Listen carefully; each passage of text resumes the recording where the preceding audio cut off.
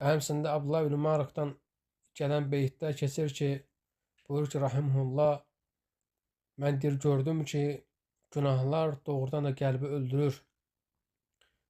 Və həqiqətən də günahlara alüdəçi olmaq, günahlarda davamiyyətli olmaq insana zəlilliyi verir. Həqiqətən də günahları tərk etmək qəlbin yaşayışıdır, qəlbin diri olmağıdır. Həmçinin də günahlar insanın ağlına təsir edir. Ağlını zəiflədir. Ona görə də günah insanın ağıl nurunu söndürür. Bunun olmasa labüddür.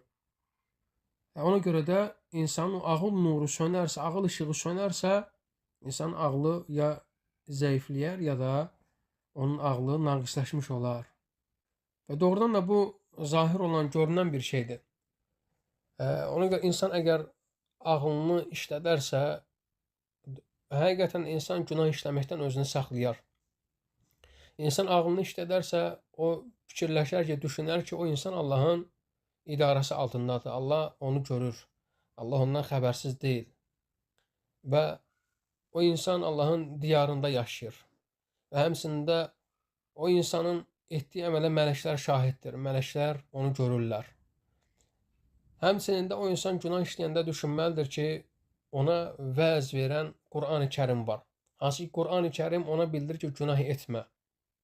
Və həmçində Qur'an-ı Kərimdə iman ayələri var. O iman ayələri ona buyurur ki, günah işləmə. Və həmçində Qur'an-ı Kərimdə ölüm var. Ölüm də onu günahlardan çəkindirir. Cəhənnəm var. Cəhənnəm onu günahlardan çəkindirir.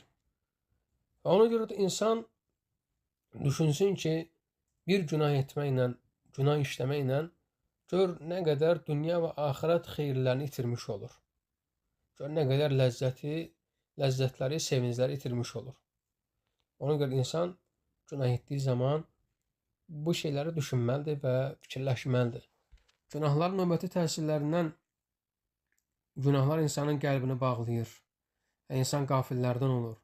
Necə ki, dərsin əvvəlində ayət-i kərimədə buyurduq ki, Allah Azze və Cəllə buyurur, Kəllə bəlrani alə qulubihim mə kənu yeksibun. Xeyr, əslində onların qəlblərini qazandıqları günahlar bürümüşdür.